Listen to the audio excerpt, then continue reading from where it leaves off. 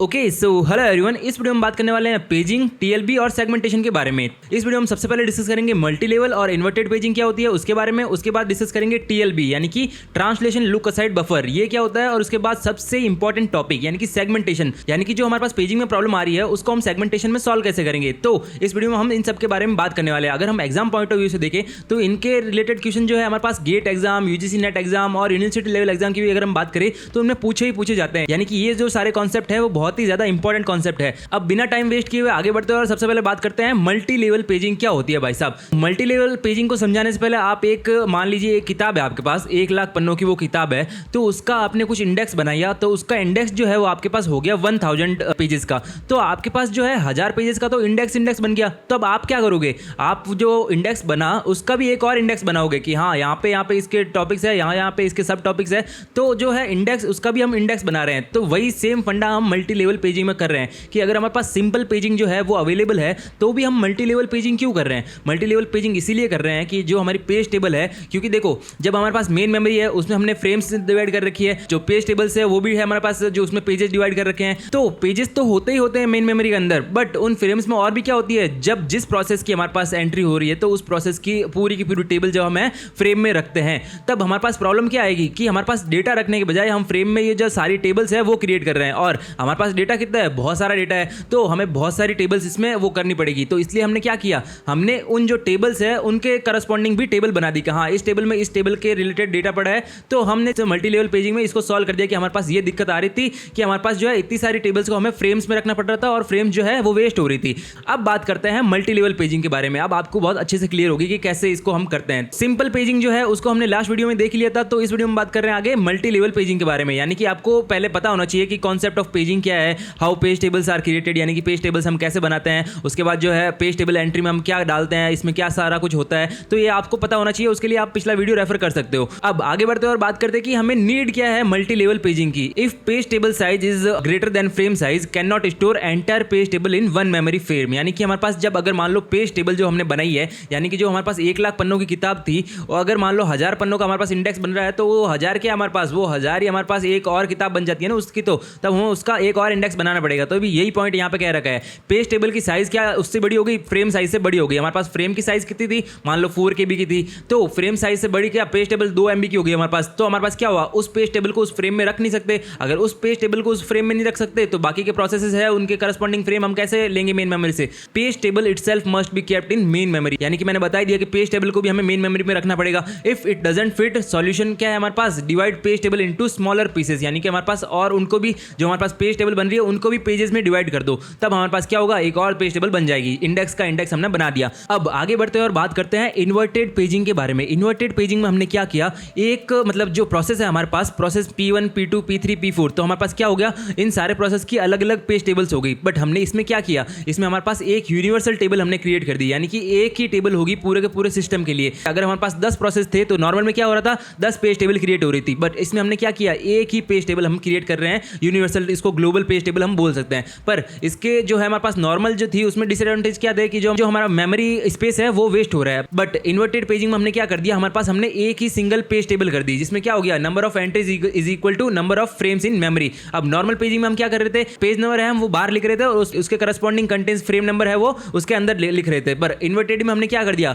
Inverted में हमने इसको चेंज करके फ्रेम नंबर बाहर लिख दिया और उसके करस्पॉन्डिंग पेज नंबर और प्रोसेस आईडी अलग कर दिया। अब इसकी एंट्रीज के बारे में बात करें तो एंट्रीज में हमारे पास क्या है, पेज नंबर और प्रोसेस आईडी। इसका रीजन क्या है कि हमारे पास जो P1 P2 P3 प्रोसेस है उसमें पेज नंबर 1 भी तो होगा ना, कॉमन है ना कि हाँ पेज नंबर 1 P1 में भी है, P2 में भी है, P3 में भी है, इसीलिए हमें प्रोसेस आईडी का जो कॉलम है वो रखना मैंडेटरी हो गया। इसका रीजन यही है। अब इसकी अगर हम एड्रेस ट्रांसलेशन प्रोसेस की बात करें तो सीपीयू ने क्या रिक्वेस्ट किया, सीपीयू ने रिक्वेस्ट किया पेज नंबर और प्रोसेस आईडी कि हमें P3 का पेज नंबर 1 चाहिए। इन्वर्टेड पेज में टेबल में हमारे पास ये होगा कि हमारे पास लीनियरली जो है पूरी की पूरी टेबल हम सर्च करेंगे। पूरी की पूरी हमने टेबल लीनियरली क्यों सर्च करेंगे, क्योंकि हमारे पास पेज नंबर है जो करस्पॉन्डिंग जो P3 P1 P2 है उसके अकॉर्डिंग हमारे पास बहुत ज्यादा पेज नंबर्स है। पेज नंबर 1 P1 में भी है, पेज नंबर 1 P2 में भी है, पेज नंबर 1 जो है P3 में भी है। अब हमारे पास जो है इतनी सारी एंट्रीज है इससे रिलेटेड, तो हम क्या करेंगे उसमें लीनियरली सर्च करेंगे। फाइंड मैचिंग एंट्री, हमने मैचिंग एंट्री फाइंड कर ली, उसके बाद जो हमारे पास है फ्रेम नंबर हमें मिल गया और हम जाके मेन मेमोरी में वो एक्सेस कर लेंगे। अब ये हो गया हमारे पास address translation process. But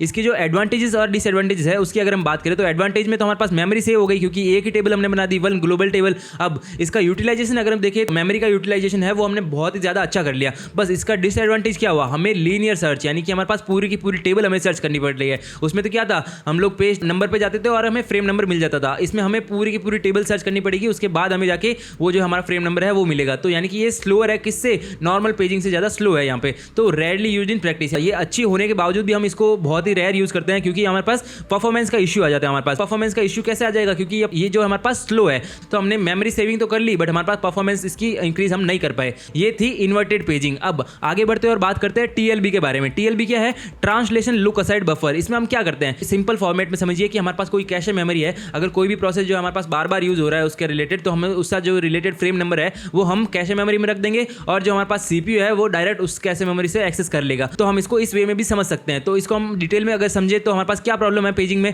for every logical address, हमारे पास हर एक जो लॉजिकल एड्रेस सीपीयू ने जनरेट किया, तो उसके लिए हम क्या करते हैं, फर्स्ट एक्सेस पेज टेबल को पहले एक्सेस किया हमने। तो मान लीजिए पेज टेबल को एक्सेस करने का हमारे पास टाइम एक्स है, फिर हमने किसको एक्सेस किया, एक्चुअल डेटा, यानी कि उसके लिए भी हमारे पास टाइम एक्स लग रहा है। पहले हमने पेज टेबल को एक्सेस किया, फिर हमने एक्चुअल डेटा को एक्सेस किया, तो हमारे पास टोटल टाइम कितना लग रहा है, 2x लग रहा है। इसको अगर हम मल्टी लेवल पेजिंग में करेंगे तो हमारे पास पहले जो है टेबल का इंडेक्स फाइंड करो, सो टेबल की टेबल फाइंड करो, उसके बाद फिर टेबल, उसके बाद हम डेटा सर्च कर रहे हैं। तो हमारे पास मल्टी लेवल पेजिंग में हमने इसको और कॉम्प्लेक्स कर दिया, हमारे पास टाइम ज्यादा लग रहा है। पर हमें क्या करना है, हमें टाइम जो है कम से कम लगाना है, हमें परफॉर्मेंस पे ध्यान देना है। अभी हमने पढ़ा, तो हमने क्या कर दिया, इसका सॉल्यूशन टीएलबी में कर दिया। टीएलबी क्या है, cache memory for page table entries. हमने कैशे मेमोरी रख दी, जैसा आपको डायग्राम में दिख रहा है कि स्क्रीन के ऊपर, इसमें हमारे पास जो कैशे मेमोरी है उसको हम टीएलबी बोलते हैं, यानी कि cache memory for page table entries. Page table की एंट्रीज के लिए हम कैशे मेमोरी इसमें इंक्लूड कर देते हैं। अब फास्टर देन रैम, यानी कि ये रैम से भी ज्यादा फास्टर होती है, पर रैम जो हमारे पास इससे ज्यादा एमबी की होती है, यानी कि हमारे पास इससे ज्यादा साइज की क्या होती है, रैम होती है। टीएलबी की अगर हम साइज बढ़ाएंगे तो सिस्टम की पूरी कॉस्ट है वो भी बढ़ जाएगी।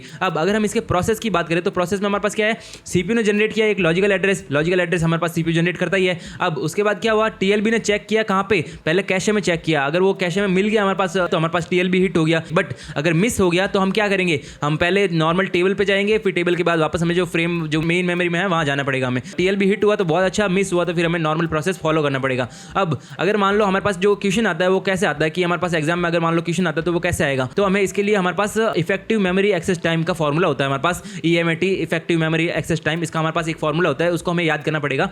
Hit time is equal to TLB access plus memory access, यानी कि इसको अगर आप याद भी ना करो तो आप ऐसे समझो कि अगर मान लो टीएलबी हिट करता है तो हमारे पास कितना टाइम लगा, टीएलबी एक्सेस करने का टाइम और मेमोरी एक्सेस करने का टाइम, इन दोनों को हमने जोड़ दिया। अब बट अगर मान लो मिस हो गया तो हमने टीएलबी तो एक्सेस किया ही था ना, तो अगर मान लो मिस हुआ तो क्या लगा हमारे पास time, TLB access plus page table access plus memory access. अब इफेक्टिव मेमोरी एक्सेस टाइम हम निकालें तो hit ratio into hit time plus miss ratio into miss time, ये हमारे पास आता है इसका फॉर्मूला। अगर हम इसको न्यूमेरिकल एग्जांपल से समझे तो हमारे पास क्वेश्चन में क्या गिवन है, ये गेट का क्वेश्चन है, इसमें हमारे पास गिवन है कि टीएलबी जो है वो 10 नैनोसेकंड के लिए एक्सेस कर रहे हैं हम, फिर उसके बाद मेमोरी एक्सेस है हमारे पास 50 नैनोसेकंड का, हिट रेशियो हमारे पास 90% का दे रखा है, यानी कि 0.9 हो गया ये, और क्या दे रखा है कि नो पेज फॉल्ट, यानी कि कोई पेज फॉल्ट अगर नहीं हो तो हमें कैलकुलेट करना है ये सारा कुछ। अगर हम कैलकुलेट करें तो हमारे पास हिट टाइम अगर हम कैलकुलेट कर ले 10 + 50 इज इक्वल टू 60 नैनोसेकंड, अगर हम मिस टाइम कैलकुलेट करें तो 10 + 50 + 50 यानी कि 110 नैनोसेकंड। अगर हम effective memory access time calculate करें तो हमारे पास आ जाएगा 0.9 × 60 + 0.1 × 110 इज इक्वल टू 54 + 11 यानी कि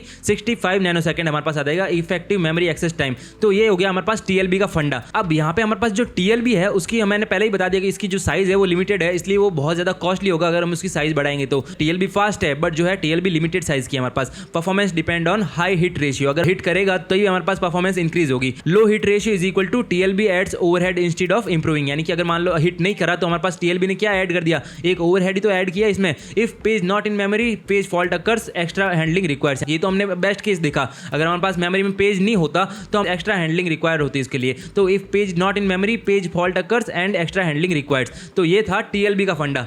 अब आगे बढ़ते हैं और सबसे इंपॉर्टेंट फंडे की बात करते हैं, सेगमेंटेशन। सेगमेंटेशन जो है बहुत ही ज्यादा इंपॉर्टेंट है। इसमें हम क्या बात करते हैं कि हमारे पास जो पेजिंग में प्रॉब्लम्स आ रही है उसको हम कैसे सॉल्व कर रहे हैं। तो अगर हम देखें सेगमेंटेशन वर्सेस पेजिंग, तो पेजिंग में हम क्या कर रहे थे, divides process into fix size block, यानी कि जो प्रोसेस आ रहे थे हमारे पास उसमें हम फिक्स साइज ब्लॉक्स में उसको डिवाइड कर रहे थे, और इग्नोर्स लॉजिकल प्रोग्राम स्ट्रक्चर। हाँ, ये हमारे पास सबसे बड़ी प्रॉब्लम आ रही थी कि पेजिंग में हम क्या कर रहे हैं, उनको फिक्स साइज ब्लॉक में हम उसको डिवाइड कर रहे हैं प्रोसेस को। तो हमने क्या करा कि हमारे पास जो प्रोग्राम लिख रखा है, आपने मान लो सी में कुछ प्रोग्राम लिख रखा है, तो उसको हमने बिना लॉजिकल उसका स्ट्रक्चर समझे हुए ही उसको जो है हमने डिवाइड कर दिया। एग्जांपल की बात करें तो एडिशन फंक्शन में भी split across frame F3 and F4, मतलब कि हमारे पास एक एडिशन फंक्शन फंक्शन है उसको हमने फ्रेम F3 और F4 में डिवाइड कर दिया। ये हमारे पास इनएफिशिएंसी को लीड करेगा। कैसे लीड करेगा कि जब मान लो CPU ने एक्सेस किया F3 को तो हमारे पास कुछ डेटा तो F4 में पड़ा है ना, उसका यहाँ पे रिजल्ट भी रॉन्ग आ जा सकता है या फिर हमारे पास जो है इनएफिशिएंसी आ सकती है और पेज फॉल्ट भी अकर हो सकता है। तो हमने क्या कर दिया, हमने सेगमेंटेशन को यहाँ पे इंट्रोड्यूस कर दिया। सेगमेंटेशन में हमारे पास क्या है, divides process into logical segments, यानी कि ये यूजर के पॉइंट ऑफ व्यू से सोचता है। यानी कि अगर मान लो कि हमारे पास एक प्रोसेस है या फिर एक कोई प्रोग्राम है तो उसमें क्या कर दिया हमने सेगमेंट्स, एक सेगमेंट बना दी मेन फंक्शन की, एक बना दी एडिशन फंक्शन की, सब्सट्रैक्शन फंक्शन की, स्टैक की, और ऐसे कर करके हमने जो है सेगमेंट्स बना दी। यानी कि यूजर प्रोस्पेक्टिव्स लाइक यूजर के पॉइंट ऑफ व्यू से देखे तो ये ऐसे हमने प्रोग्राम को डिवाइड कर दिया। तो यहाँ पे क्या होगा, वहाँ पे तो सारी सेम साइजेस की थी, बट हमारे पास यहाँ क्या होगा, यहाँ पे हमारे पास जो सेगमेंट्स है वो सारी की सारी डिफरेंट साइज की हमारे पास होगी। तो ईच सेगमेंट्स की रिलेटेड कोड डेटा टुगेदर, यानी कि सारी की सारी जो सेगमेंट्स है वो एक एक सेगमेंट है वो जो रिलेटेड डेटा होगा उसी को साथ में रखेगी। अब अगर हम सेगमेंट साइज की बात करें तो वेरिएबल साइज है, यानी कि फिक्स साइज नहीं है। यहाँ पे एडिशन फंक्शन की छोटी हो सकती है, मेन फंक्शन की थोड़ी बड़ी साइज हो गई, तो हमारे पास जो है सेगमेंट की साइज यहाँ पे वेरिएबल होती है।